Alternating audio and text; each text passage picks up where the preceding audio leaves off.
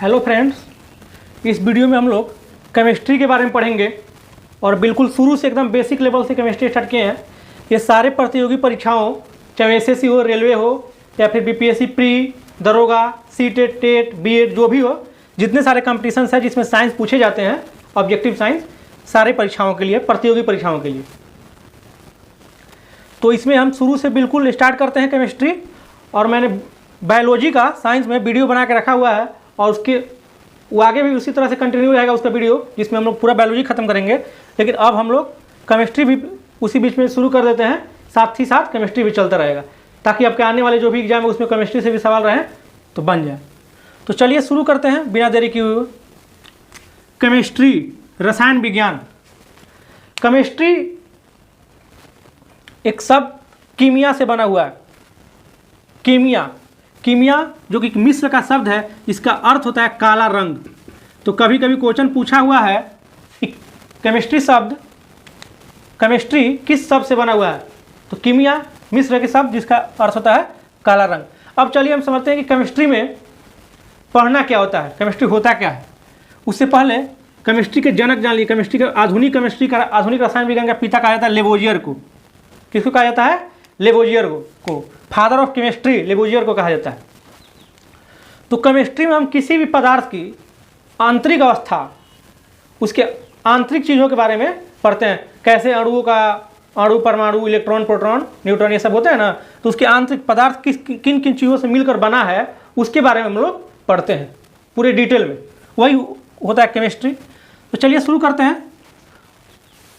Question किस तरह से आते हैं, मैंने आपको ये सब क्वेश्चन, फर्स्ट क्वेश्चन हमारा इस तरह से पूछ सकता है कि केमिस्ट्री किस शब्द से मिलकर बना हुआ है। कीमिया, उसका अर्थ होता है काला रंग। दूसरा प्रश्न ऐसे भी आता है कि केमिस्ट्री के पिता कौन है, तो लेवोजियर। अब चलिए, केमिस्ट्री की बहुत सारे ब्रांचेज हैं, केमिस्ट्री की बहुत सारे शाखाएं हैं, जैसे physical chemistry, inorganic chemistry, organic chemistry, यानी कि भौतिकी रसायन, अकार्बनिक रसायन, कार्बनिक रसायन, ये सब होता है ना। और सारे होता है एग्रीकल्चर रसायन, मेडिकल वाला रसायन, तो बहुत तरह का रसायन होता है, केमिस्ट्री होता है। तो उस सब के बारे में बातें पढ़ेंगे और उससे सवाल पूछेंगे नहीं कि कितनी तरह की शाखाएं होती है। अब सवाल जहाँ से उत्पन्न होता है उस पॉइंट को साथ ही साथ उसके बारे में डिटेल में हम लोग पढ़ेंगे। पदार्थ की अवस्थाएं, स्टेट ऑफ मैटर, इससे सवाल बहुत पूछते हैं कि पदार्थ की अवस्थाएं क्या होती हैं। तो पदार्थ की भौतिक अवस्था के आधार पर, भौतिक अवस्था, ठोस, द्रव, गैस, सॉलिड, लिक्विड, गैस। पदार्थ के भौतिक अवस्था पर मुख्यतः तीन भाग में, ठोस, द्रव और गैस, सॉलिड, लिक्विड और गैस अवस्था में बटा गया। और दो है आधुनिक रसायन में, और दो, यानी कि पदार्थ की 5 अवस्थाएं हो गई है। एक तो प्लाज्मा और दूसरा है बोस-आइंस्टीन संघनन, BEC जिसको कहते हैं, बोस-आइंस्टीन कंडेंसेट। इसके बारे में हम लोग डिटेल में पढ़ेंगे। उससे पहले हम समझते हैं पहले ठोस, द्रव और गैस के बारे में। ठोस, द्रव, गैस के जानने से पहले हम थोड़ा समझते हैं अणु और परमाणु के बारे में। अणु और परमाणु, अणु क्या होता है और परमाणु क्या होता है। अणु एक ही प्रकार के तत्वों से मिला हुआ पदार्थ अणु कहलाता है। एक ही प्रकार के तत्वों से मिला हुआ पदार्थ अणु कहलाता है।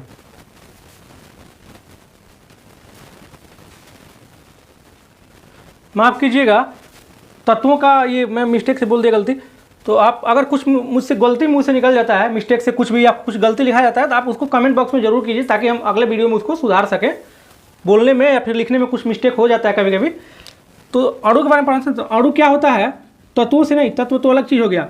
अणु और परमाणु के बारे में हम पढ़ रहे हैं। अणु और परमाणु, तो किसी भी पदार्थ का वह सूक्ष्मतम कण, किसी भी पदार्थ का वह सूक्ष्मतम कण, स्मॉलेस्ट पार्टिकल, जो स्वतंत्र अवस्था में रह सकता है, जो स्वतंत्र अवस्था में रह सकता है, फ्री रह सकता है, और साथ ही साथ उसमें उस पदार्थ के सारे गुण मौजूद होते हैं, उसे हम अणु कहते हैं, यानी कि मोलिक्यूल्स। उसे क्या कहते हैं? मोलिक्यूल, इंग्लिश में मोलिक्यूल बोलते हैं। जो इंग्लिश मीडियम के वो भी समझ सकते हैं उसको। मोलिक्यूल किसको बोलते हैं? पदार्थ का वह सूक्ष्मतम कण जो स्वतंत्र अवस्था में रहता है, उसे हम अणु कहते हैं। और साथ ही साथ मेन बात है उस पदार्थ का सारा गुण उसमें मौजूद होता है। और अणु भी दो तरह का होगा, एक तत्व का अणु और एक यौगिक अणु, तत्व यानी कि एलिमेंट, यौगिक कंपाउंड का अणु। जैसे एग्जाम्पल में समझते हैं हम, H2 का एग्जाम्पल लेते हैं हम। ये क्या है? हाइड्रोजन का अणु, मोलिक्यूल ऑफ हाइड्रोजन। H2 क्या है? Molecule of hydrogen. क्योंकि ये सिर्फ इसमें एक ही तत्व हिस्सा लिया है, सिर्फ एक ही तत्व हिस्सा लिया, इसीलिए हम तत्व का अणु इसे बोलेंगे। और यदि वही H2 हम कह देते H2, तो ये क्या हो जाता? ये हमारा हो जाता यौगिक का अणु, क्योंकि इसमें एक से अधिक तत्व हैं, एक से अधिक तत्व हैं। तत्व यौगिक के बारे में भी हम आगे पढ़ेंगे, तत्व यौगिक मिश्रण, एलिमेंट कंपाउंड मिक्सचर के बारे में। तो H2 हमारा क्या हो गया? तत्व का अणु हो गया, H2 हो गया मोलिक्यूल कंपाउंड का। तो सारे उस पदार्थ के गुण मौजूद होने चाहिए, साथ ही साथ वह स्वतंत्र अवस्था में रह भी सकता है। और परमाणु क्या देखिए होता है? परमाणु पदार्थ का वह सूक्ष्म अवस्था जो स्वतंत्र नहीं रह सकता है, लेकिन उसमें उसका गुण मौजूद रहेगा, उसमें उसका गुण मौजूद रहेगा। जैसे हाइड्रोजन एक तत्व हो गया, हाइड्रोजन के परमाणुओं से मिलकर के बना हुआ है। तो इसके जो परमाणु होंगे हाइड्रोजन एटम के, हाइड्रोजन एटम इसको बोलेंगे, हाइड्रोजन एटम, तत्व ही परमाणुओं से मिलकर बना होता है ना, सिर्फ तत्व ही परमाणुओं से मिलकर बना होता है। तो वह सूक्ष्म रूप होता है जो स्वतंत्र अवस्था में नहीं रह सकता है, तो उसको परमाणु बोलेंगे। और जो स्वतंत्र अवस्था में रह सकता है पदार्थ का सूक्ष्म रूप, उसे हम अणु या मोलिक्यूल बोलेंगे। तो अणु और मोलिक्यूल समझना इसलिए जरूरी है कि आगे बार बार अणु और मोलिक्यूल आएंगे, अणु और परमाणु, मोलिक्यूल और एटम, तो इसलिए इसको जानना थोड़ा सा जरूरी था। तो चलिए हम आगे पढ़ते हैं ठोस, द्रव और गैस के बारे में। तीनों को मैंने पता भौतिक अवस्था में, सॉलिड, लिक्विड और गैस, तीनों में अंतर आणविक स्थान, अंतर आणविक बल, अंतर आणविक दो मॉलिक्यूल के बीच का फोर्स, उसे हम बोलेंगे इंटर मोलिकुलर फोर्स या अंतर आणविक बल। जैसे दो मॉलिक्यूल हो गया, ये चार मान लीजिए मॉलिक्यूल हो गया, 4 या 5, इस तरह से बहुत सारे मॉलिक्यूल हैं। तो इसके बीच का जो स्थान है उसे हम कहते हैं इंटरमोलिकुलर स्पेस बोलते हैं। और दो अणुओं के बीच जो फोर्स लगता है उसे हम बोलते हैं इंटरमोलिकुलर फोर्स, यानी कि अंतर आणविक बल। तो पदार्थ को तीनों भागों में बांटा गया है अंतर आणविक बल के आधार पर ही। यदि जिसमें अणु जो है बहुत नज़दीक रहेंगे, एक दूसरे से सटे हुए रहेंगे, वो ठोस अवस्था में होगा। और इसमें क्या होता है कि अंतराणविक दो अणुओं के बीच का जो बल होता है, अंतराणविक बल, बहुत अधिक होता है, सबसे अधिक होता है किसमें? ठोस अवस्था में। इसीलिए कहा जाता है कि ठोस का हमारा आकृति और आयतन दोनों क्या होता है? निश्चित होता है। याद रखिएगा, इससे क्वेश्चन हम पूछेंगे। ठोस का आकृति और आयतन दोनों निश्चित होता है। क्यों? क्योंकि इसमें अंतराणविक बल जो है सबसे ज़्यादा होता है, सबसे ज़्यादा होता है। और एक दूसरे के बीच अंतराणविक स्थान जो है सबसे कम होता है। स्थान क्योंकि एक दूसरे से सटे हुए रहते हैं तो स्थान बहुत कम होगा। अब द्रव के बारे में चलते हैं। तो इसका ठोस का आकृति और आयतन दोनों निश्चित था। अब इसमें चलिए द्रव में थोड़ा सा अलग अलग होते हैं, दूर दूर रहते हैं। द्रव में क्या होता है कि अंतराणविक बल ठोसों की अपेक्षा कम होता है और अंतराणविक स्थान ज़्यादा होता है। इसकी वजह से एक दूसरे पर फिसलते हैं, तो यह इसीलिए लिक्विड यानी कि तरल अवस्था में होता है। तो इसमें क्या होगा? अंतराणविक बल कुछ कम होगा ठोसों के मुकाबले और स्थान ज़्यादा होता है। तो अब आगे चलिए, इसलिए इसका क्या होगा? आकृति अनिश्चित और आयतन निश्चित। क्या होता है? इसका आकृति जो है अनिश्चित, यानी कि अगर पानी 1 लीटर पानी को अगर आप गिलास में रखते हैं या आधा लीटर पानी को गिलास में रखते हैं तो उसका शेप ग्लास के साइज का हो जाएगा। अगर उसे किसी दूसरे बर्तन में रखते हैं तो उस साइज का हो जाएगा। लेकिन आयतन जो है हमारा 1 लीटर का 1 ही लीटर रहेगा, यानी कि उसका आयतन जो है फिक्स रहता है और आकृति अनिश्चित होता है। तो ये हो गया हमारा ठोस। और गैस क्या होता है? गैस में हमारा बहुत दूर दूर तक होते हैं और अंतराणविक बल जो है बिल्कुल क्या होता है? बहुत कम होता है। इसके वजह से ये स्वतंत्र अवस्था में पाए जाते हैं और इसकी आकृति और आयतन दोनों अनिश्चित होते हैं। तो क्वेश्चन पूछ सकता है कि पदार्थ के किस अवस्था में आकृति और आयतन दोनों अनिश्चित होते हैं? तो हमारा हो जाएगा गैस। और आकृति निश्चित और आयतन भी निश्चित ठोस, आकृति अनिश्चित, आयतन निश्चित द्रव अवस्था में। इसके बारे में हम लोग पढ़ लिए, हम लोग अंतराणविक बल के बारे में पढ़े, अंतराणविक स्थान के बारे में पढ़ लिए। तो चलिए आगे अब और दो है प्लाज्मा, चौथी अवस्था क्या है प्लाज्मा, और पांचवी अवस्था है बोस आइंस्टीन कंडेंसेट, बीसी जिसको बोलते हैं। तो पदार्थ की पांचवी अवस्था बोस आइंस्टीन कंडेंसेट और चौथी अवस्था प्लाज्मा होती है। इसके बारे में होता है क्वेश्चन होता है कि प्लाज्मा का खोज कौन किया, तो क्रुक, नाम याद रखिएगा, प्लाज्मा का खोज कौन किए थे, क्रुक। और यह एक तरह का आयनीकृत गैस है, आयनीकृत गैस है, इसलिए इससे बिजली भी प्रवाहित हो सकती है, इसमें बिजली भी प्रवाहित हो सकती है क्योंकि एक तरह का आयनीकृत गैस होता है, माने यानी कि विद्युत धारा भी प्रवाहित हो सकती है। तो आप याद रखिएगा कि पदार्थ की कौन सी अवस्था आयनीकृत गैस होती है, तो हमारा होता है प्लाज्मा। इसकी खोज कौन किए थे, क्रुक। और जो पांचवा है बोस आइंस्टीन संगठन, इसका खोज किए थे सत्येंद्रनाथ बोस। और ये क्या है, बोसॉन के तनु गैस के संघनन से न्यूनतम ताप पर, बहुत न्यूनतम ताप पर जब बोसॉन के तनु गैस को संघनित किया जाता है यानी कंडेंसेट किया जाता है, तो हमारा पांचवा अवस्था प्राप्त होता है। तो ये भी क्वेश्चन पूछ सकता है कि बोसॉन के तनु गैस के संघनन से कौन सा पदार्थ की अवस्था मिलती है हमारा, तो हो जाएगा बोस आइंस्टीन संघनन, पांचवी अवस्था। अब चलिए पदार्थ का अवस्था परिवर्तन भी होता है, ठोस को हम द्रव, द्रव को गैस बदल सकते हैं, यानी कि तीनों एक दूसरे में चेंज हो सकता है। तो ठोस को अगर गर्म करेंगे तो द्रव, और द्रव को गर्म करेंगे तो भाप में बदल जाता है यानी कि गैस में। अब इसको गैस को ठंडा करेंगे तो संघनित होकर के क्या होगा, द्रव बनेगा, और द्रव को ठंडा करेंगे तो संघनित होकर क्या बनेगा, ठोस बनेगा। यानी कि गर्म करने पर क्या होता है कि इसके स्थान का जो है अंतराणविक स्थान जो है दूर दूर होने लगता है, और ठंडा करने पर फिर नज़दीक आने लगेगा। गर्म करने का बल कम होने लगता है, दोनों के बीच, दो अणुओं के बीच के बल, इंटरमोलिकुलर फोर्स कम होने लगता है, और स्पेस जो है ज़्यादा होने लगता है, इसलिए यह चेंज होता है। जो सॉलिड होता है वो लिक्विड में बदल जाता है, जो लिक्विड है वो गैस में बदल जाता है। तो यही पांच अवस्था याद रखिएगा, और हम लोग इसके बारे में जाने प्लाज्मा और बीसी के बारे में भी। अब चलिए रासायनिक संगठन के आधार पर इसको तीन भागों में बांटा गया, तत्व, यौगिक और मिश्रण। तत्व, यौगिक और मिश्रण रासायनिक संगठन के आधार पर, यह था भौतिक अवस्था के आधार पर। तो तत्व क्या होता है, यौगिक क्या होता है, मिश्रण क्या होता है, अभी मैं तत्व के बारे में आपको बोल रहा था बार बार। तो तत्व देखिए, एक ही प्रकार के परमाणुओं से, परमाणु अभी पढ़े हम लोग, एक ही प्रकार के परमाणुओं से मिलकर बने हुए शुद्ध पदार्थ को हम तत्व कहते हैं। जैसे hydrogen, oxygen, nitrogen, silver, gold, ये सब क्या हो गया, तत्व हो गया, एलिमेंट हो गया। तो एक ही प्रकार के एटम से मिलकर बने शुद्ध पदार्थ को तत्व कहते हैं, और प्रत्येक एटम में उस एलिमेंट का गुण मौजूद रहता है। और तत्व को किसी भी दो पदार्थ को मिल करके नहीं बनाया जा सकता है, तत्वों को किसी भी दो पदार्थों को मिला करके नहीं बनाया जा सकता है। तो चलिए ये हो गया तत्व के बारे में। और तत्व, धातु और अधातु, तत्व दो प्रकार से होते हैं, धातु अधातु, धातु भी होते हैं। तो धातु क्या होते हैं, अधातु क्या होते हैं, धातु जिसमें विद्युत धारा प्रवाहित की जा सके, यानी कि सुचालक होते हैं विद्युत धारा के। अधातु क्या होते हैं, कुचालक होते हैं, ये तन्य होते हैं, ये तन्य नहीं होते हैं, आघातवर्धनीय होते हैं, धातु मेलिएबल होते हैं, अधातु नहीं होते हैं। तो धातु अधातु के बारे में हम लोग आगे पढ़ेंगे डिटेल में अगला टॉपिक में। अब देखिए प्रकृति अवस्था में टोटल 92 तत्व पाए जाते हैं, बाकी अभी तो वर्तमान में 112 से भी अधिक तत्वों का वैज्ञानिकों द्वारा कृत्रिम तरीका से खोजा जा चुका है, लेकिन प्रकृति रूप में जो तत्व होते हैं 92 तत्व पाए जाते हैं।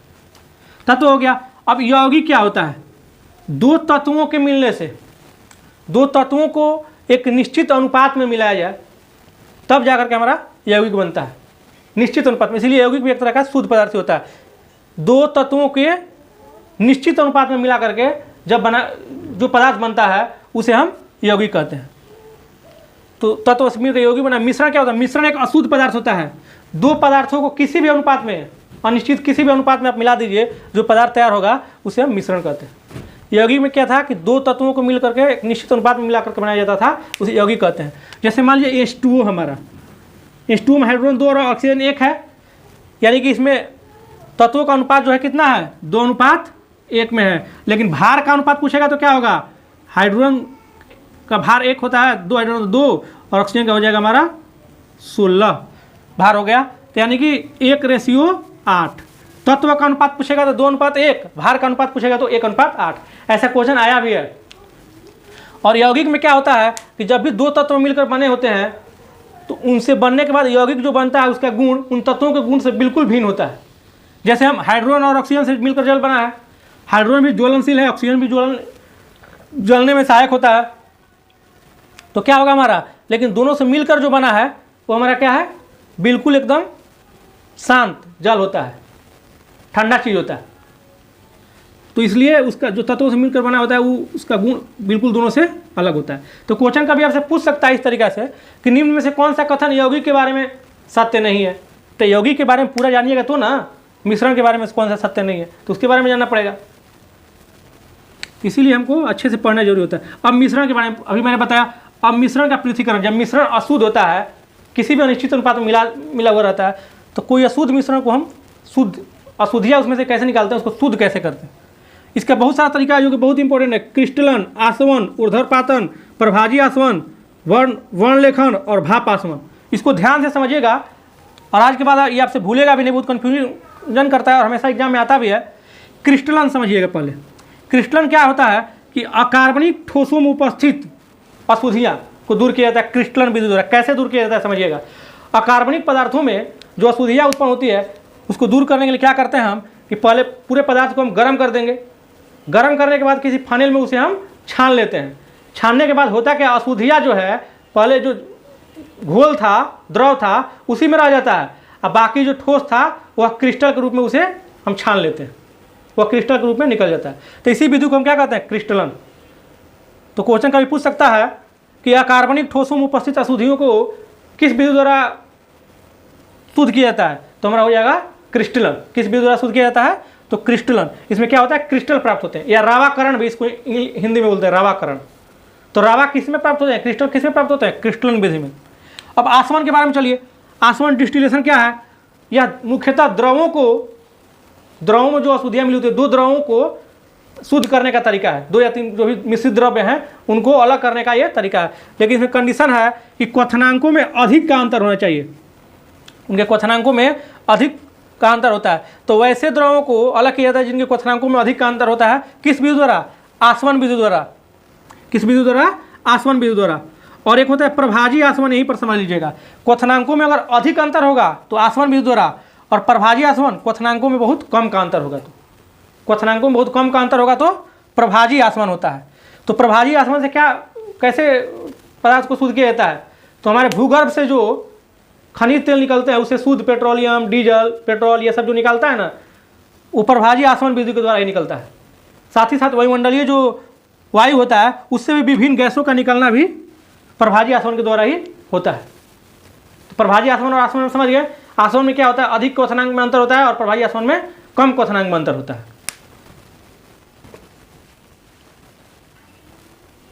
और ये जो आसवन विधि है, आसवन विधि में मैंने बताया कि क्वथनांकों में अधिक अंतर और कम अंतर होगा तो प्रभाजी आसवन। तो इसमें क्या होता है कि पहले वाष्पित होता है और फिर संघनन किया जाता है। तो वाष्पन और संघनन किस में किया जाता है, आसवन में। इसमें अधिक अंतर होता है तो पहले उसे गर्म करके वाष्पित किया जाएगा, फिर उसको किसी दूसरे स्थान पर उस भाप को भेजा जाएगा और वहाँ पर संघनित होकर के फिर द्रव अवस्था में हो जाएगा। तो इनके क्वथनांकों में बहुत अंतर होता है। अब चलिए भाप आसवन। भाप आसवन क्या होता है, कार्बनिक पदार्थ जब जल में घुलनशील, यहाँ पर ध्यान दीजिएगा। भाप आसवन से क्या अलग किया जाता है, कार्बनिक पदार्थ। क्या अलग किया जाता है, कार्बनिक पदार्थ। क्वेश्चन पूछेगा कि कार्बनिक पदार्थों को किस विधि द्वारा अलग किया जाता है, तो भाप आसवन विधि द्वारा, डिस्टिलेशन, जिसको वेपर डिस्टिलेशन बोल सकते हैं। तो इसमें क्या होता है कि वैसे पदार्थों को अलग किया जाता है जो जल में तो घुलनशील है लेकिन वाष्प के साथ वाष्पशील होता है। जो जल में घुलनशील हो लेकिन वाष्प के साथ वाष्पशील हो। जो जल में क्या होता है, घुलनशील हो और वाष्प के साथ वाष्पशील होता है, यानी कि वेपराइज हो जाए वाष्प के साथ। तो वैसे में एग्जाम्पल लेते हैं एसीटोन और मेथिल एल्कोहल। एसीटोन और मेथिल एल्कोहल। तो क्वेश्चन आपसे कभी पूछ सकता है या पूछा हुआ भी है एग्जाम में कि किस विधि द्वारा कार्बनिक पदार्थों को अलग किया जाता है, भाप आसवन। ये भी क्वेश्चन पूछा हुआ है कि किस वैसे द्रवों को किस विधि द्वारा अलग किया जाता है जिसमें क्वथनांकों में अधिक का अंतर होता है, तो आसवन विधि द्वारा। इसमें कम का अंतर होता है, प्रभाजी आसवन। ये भी क्वेश्चन पूछा है कि जलीय गैस यानी कि लिक्विड एयर जो हमारा होता है उसको किस विधि द्वारा अलग किया जाता है, अभी मैंने बताया प्रभाजी आसवन। खनिज तेल को कैसे शुद्ध किया जाता है, प्रभाजी आसवन से। अब एक है वर्णलेखन यानी कि क्रोमेटोग्राफी। इसमें क्या होता है, वर्णलेखन में अधिशोषण क्षमता के आधार पर, वर्णलेखन में क्या होता है, अधिशोषण क्षमता के आधार पर इसको अलग किया जाता है। यानी कि भिन्न भिन्न पदार्थों का अधिशोषण क्षमता अलग अलग होता है, यानी कि सोखने की क्षमता जो होती है वो अलग अलग होती है। इस आधार पर पदार्थों को अलग किया जाता है वन क्रोमेटोग्राफी में। तो इस तरीका से अब हम लोग सब कुछ पढ़ लिए इसके बारे में, और क्वेश्चन कैसे कैसे आएगा मैंने ये भी आपको बता दिया। अब मैं आपसे कुछ क्वेश्चन पूछता हूँ, चलिए बताइए कि कैसे कैसे क्या क्या आप पढ़ें, क्या क्या सीखे, क्या क्या याद हुआ। चलिए क्वेश्चन स्टार्ट करते हैं।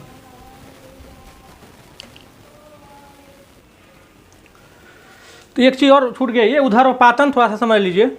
उदरोपातन क्या होता है? उदरोपातन के बारे में अभी नहीं बताया, तब हम क्वेश्चन पूछते हैं। उदरोपातन सब्लिमेशन जिसको इंग्लिश में हम बोलते हैं, उदरोपातन को, इसमें क्या होता है कि ऐसे तो अक्सर ठोस द्रव अवस्था में पाए जाते हैं, बदलते ठोस द्रव में बदलते हैं तब द्रव गैस में बदलता है। लेकिन ये ऐसे पदार्थ होते हैं उदरोपाती सब्लिमेटेड मैटर कि वे डायरेक्ट सॉलिड से, ठोस से गैस में बदल जाएंगे। वैसे पदार्थ जो डायरेक्ट सॉलिड से गैस में चेंज हो जाते हैं उसे हम क्या कहते हैं? उदरोपातित पदार्थ। और उस विधि को क्या कहते हैं हम? उदरोपातन या सब्लिमेशन। तो इसमें क्या किया जाता है कि दो ऐसे पदार्थों को अलग किया जाएगा जिनमें से एक उदरोपातित पदार्थ होगा और एक जो होगा नहीं होगा। और दो पदार्थों को वैसे मिश्रण को अलग करेंगे हम, इसमें से एक उदरोपातित पदार्थ हो। तो समझ गए क्या होता है? जो उदरोपातित पदार्थ होगा वो ठोस से सीधे गैस में बदल जाएगा, जो बच जाएगा वो हमारा अलग हो गया, उससे दोनों एक दूसरे से अलग हो गया। तो कौन कौन होता है? क्वेश्चन पूछता है बहुत बार कि उदरोपातित पदार्थ कौन कौन से, जैसे कपूर हो गए। कपूर कैसा है? उदरोपातिक पदार्थ। नेप्थलीन, बेंजोइक अम्ल, एंथ्रासीन, अमोनियम क्लोराइड, ये सब क्या है? उदरोपातित पदार्थ है। तो कपूर क्वेश्चन में आता है, तो अगर कपूर आता है तो इसको भी ध्यान रखिए, कभी हो सकता है एंथ्रासीन पूछ दे। एक ही क्वेश्चन कितना बार पूछेगा? 10 बार पूछ चुका है, अब कितना बार पूछेगा? तो इसको भी याद रखिएगा, लेकिन साथ साथ ये भी याद रखिएगा, हो सकता है क्वेश्चन चेंज कर दे, क्योंकि दिन पर दिन कंपटीशन टफ होते जा रहा है। कपूर, नेप्थलीन, बेंजोइक अम्ल, एंथ्रासीन, अमोनियम क्लोराइड, ये सब क्या है? उदरोपातित पदार्थ है। तो चलिए अब क्वेश्चन बताइए, तो पूछते हैं। इतना बताने के बाद बताइए, एक ही प्रकार के परमाणु निम्न में से किसमें मिलता है? एक ही प्रकार के परमाणु निम्न में से किसमें मिलता है? ऑप्शन है खनिज यौगिक, खनिज मिश्रण, प्राकृतिक तत्व कि उपयुक्त में से कोई नहीं। तो क्या हो जाएगा हमारा? प्राकृतिक तत्व यानी कि एलिमेंट। अभी मैंने बताया कि एलिमेंट क्या होता है? एक ही प्रकार के परमाणुओं से मिल करके बना होता है। दूसरा, दो या दो से अधिक तत्वों के मात्रा के विचार से एक निश्चित अनुपात में, एक डेफिनेट रेशियो में यदि संयोग कराने से कौन सा पदार्थ बनता है? तत्व, यौगिक, मिश्रण की ठोस। तो क्या हो जाएगा हमारा? यौगिक। अभी मैंने बताया दो तत्वों को एक निश्चित अनुपात में मिलाया जाता है तो हमारा क्या बनता है? यौगिक कंपाउंड। इसका गुण क्या होता है? दोनों तत्वों से एकदम बिल्कुल भिन्न होता है। आगे चलिए, दो या दो से अधिक शुद्ध पदार्थों को किसी भी अनुपात में मिलाने से क्या बनता है? क्वेश्चन आया हुआ है ये भी, देखिए कितना आसान आसान क्वेश्चन आ रहा है। मिश्रण। अब बताइए, निम्न में से कौन सा एक यौगिक है? वायु, पारा, ऑप्शन है आपके सामने, वायु, पारा, और उसके बाद आपका ओजोन और अमोनिया। ओजोन और अमोनिया। क्या क्वेश्चन पूछ रहा था कि निम्न में से कौन सा एक यौगिक है? तो वायु तो मिश्रण हो गया, बहुत सारे वायु के मिल, पारा तत्व हो गया, ओजोन भी आपका एक तरह का ऑक्सीजन का अणु हो गया, तो हमारा क्या हो जाएगा? अमोनिया। अमोनिया जो है नाइट्रोजन और हाइड्रोजन से मिलकर के बना है। कौन सा पदार्थ प्रकृति में तीनों अवस्थाओं में पाया जाता है? तो हमारा क्या हो जाएगा? जल। H2 याद रखिएगा, जल जो है तीनों अवस्थाओं में पाया जाता है, ठोस, द्रव और गैस। स्टेनलेस स्टील एक मिश्र धातु है, जबकि वायु है क्या? एक मिश्रण है। तो क्वेश्चन, नेक्स्ट क्वेश्चन है, शुद्ध तत्व कौन सा है? कांच, सीमेंट, सोडियम, किनमें से कोई नहीं? तो सोडियम। सोडियम क्या हमारा? शुद्ध तत्व है। नेक्स्ट वीडियो में आपको कुछ एलिमेंट के बारे में बताएंगे, कुछ एलिमेंट भी पढ़ाएंगे आगे, जो भी वीडियो होंगे केमिस्ट्री के। और क्वेश्चन पूछ रहा है, विरंजक चूर्ण, ब्लीचिंग पाउडर। ब्लीचिंग पाउडर क्या है? तो ब्लीचिंग पाउडर क्या है हमारा? एक तरह का यौगिक होता है। तो ऐसे ऐसे क्वेश्चन होगा। और ये भी क्वेश्चन पूछा हुआ है कि खनिज, भूगर्भों से निकले खनिज तेल को किस विधि द्वारा शुद्ध किया जाता है, या पेट्रोल या डीजल किस विधि द्वारा निकाला जाता है? तो प्रभाजी आसवन। नेप्थलीन को ऐसा पदार्थ है, उदरोपादित पदार्थ है। तो ये सब क्वेश्चन आए हुए हैं। अब जा करके आप किसी भी तरह से किसी भी बुक से क्वेश्चन बनाइए कि आप कोई भी बुक पढ़िए, जाके बिल्कुल आपको समझ में आएगा। पदार्थ की अवस्थाओं के बारे में पढ़िए, मिश्रण के बारे में पढ़िए, आपको एकदम बिल्कुल समझ में आएगा। ऐसे रटने से गड़बड़ हो जाएगा, इसीलिए पहले पढ़िए, अच्छा से उसको समझ लीजिए, तो जाके आप ऑब्जेक्टिव पढ़िए, सब्जेक्टिव पढ़िए, सब समझ में आएगा। मैथ का भी आपको वीडियो आपके प्लेलिस्ट में मिल जाएगा, मैथ रीजनिंग का भी, और साइंस में भी, और बायोलॉजी फिजिक्स भी हम लोग पढ़ेंगे, और जीके का भी वीडियो डाला जाएगा धीरे धीरे।